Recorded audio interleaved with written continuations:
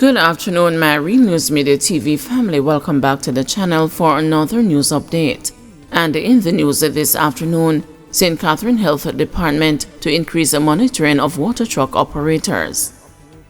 The St. Catherine Health Department says it will be increasing its monitoring and enforcement activities to ensure that operators of water trucks are conducting their business in compliance with the terms of their license. With sections of the island experiencing a reduction in rainfall, there has been an increase in the trucking of water to hard-hit areas.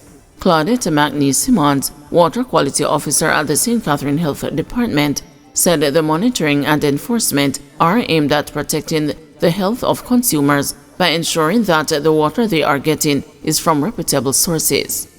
But from time to time when I meet up on them, because I know all the trucks, most of the trucks that are assigned to our parish. So when I see a new one, I would normally stop them and ask them for their sterilization certificate.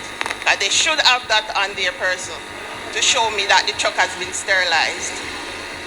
And if they don't, what do you do?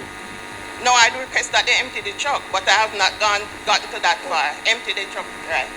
Okay, so these fill-up station, they normally issue a receipt to the truck drivers when they are filled up.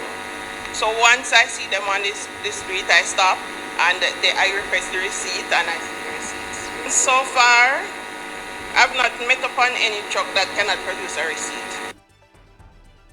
Warmington dismisses poll results showing PNP leading JLP. Controversial Member of Parliament for Southwestern St. Catherine, Everald Warmington, has sought to discredit the Don Anderson poll, which shows that the opposition People's National Party having a near 8% lead over the governing Jamaica Labour Party. In a leaked voice note, Mr. Warmington told the party members that the poll is not credible.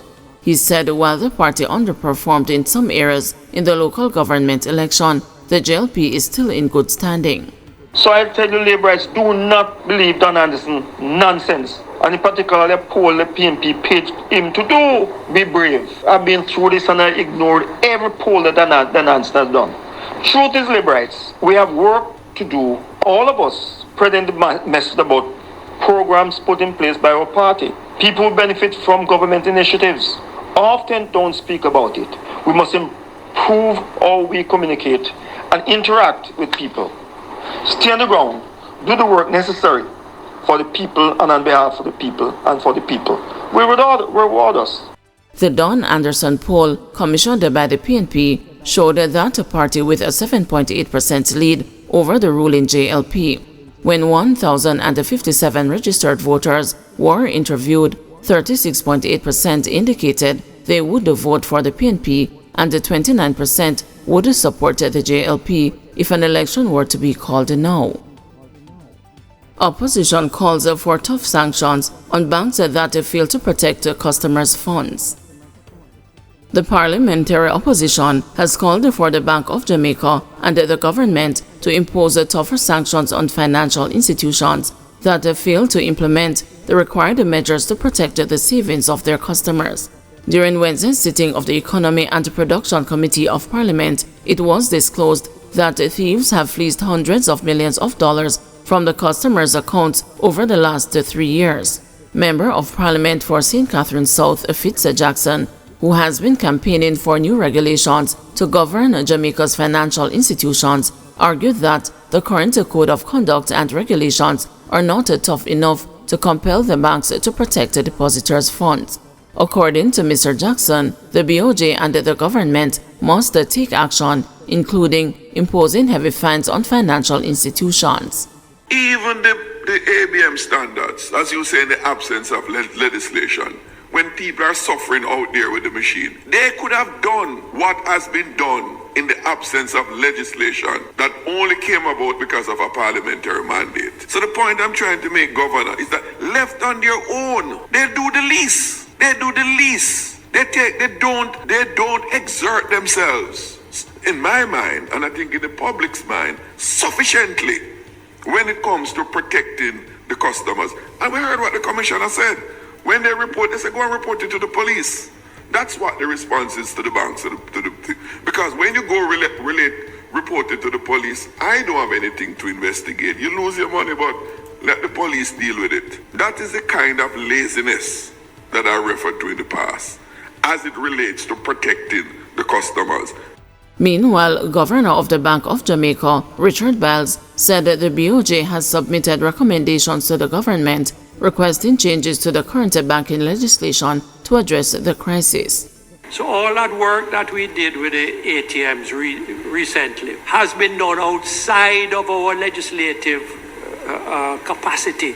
We have sat with the banks and said, although we don't have the right to tell you these things, let us work out some standards that are more acceptable to the public and which can serve them better.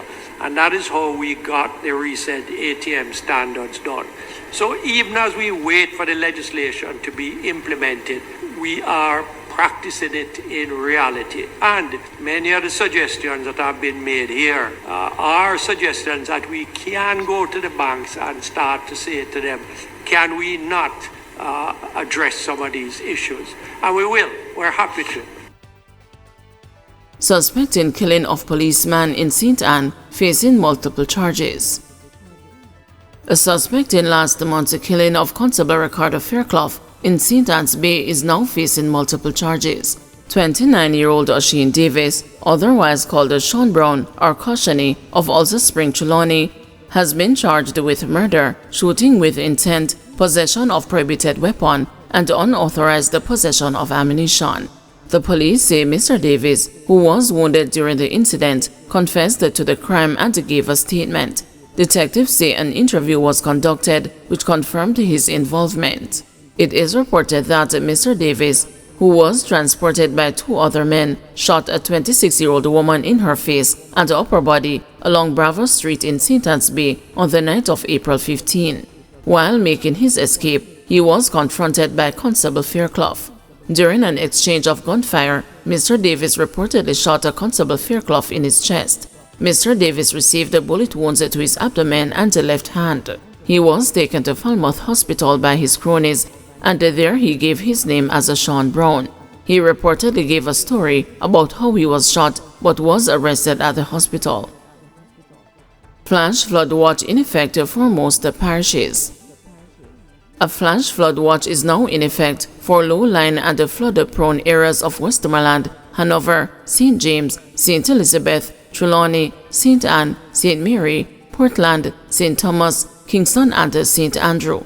The watch remains in effect until 5 p.m. Thursday. A flash flood watch means that a flash flooding is possible and residents are advised to take precautionary measures, keep informed by listening to further releases from the Meteorological Service, and to be ready for quick action if flooding is observed or if a warning is issued. A broad trough across the Central Caribbean has been influencing weather conditions across Jamaica for the last 2 days, with the most intense activity associated with the system expected to linger through to Friday. The Met Service says observations indicate that light to moderate and occasionally heavy showers and thunderstorms affected most parishes throughout Wednesday. The forecast is for cloudy conditions with widespread showers and occasional heavy thunder showers to continue affecting all parishes through to late Friday. Fishers and other marine interests should exercise caution as the sea conditions will deteriorate due to thunderstorms and strong gusty winds. 2 charged for murders in Kingston Western Division. The Kingston Western Police say court dates are being finalized for 2 men who are facing murder charges. The men have been identified as 20-year-old Stephen Williams of Nelson Street and the 28-year-old Frederick Mattis of Victoria Street, both in Denham Town, Kingston 12. Williams, otherwise called African, was charged with the murder of 50-year-old businessman Glenn Simpson of Market Street in Kingston 14, who was shot and killed at his business place on Friday, January 26. Williams was captured by the police within the Denham Town area and was charged after he gave a statement admitting his involvement and after being questioned in the presence of his attorney. He was charged with murder, possession of a prohibited weapon, and unauthorized possession of ammunition. Mattis has been arrested and charged in connection with the death of Kirk Fisey, who was shot dead at his cook shop along Market Street at Denham Town in February last year. Mattis was charged with murder, possession of a prohibited weapon, and unauthorized possession of ammunition.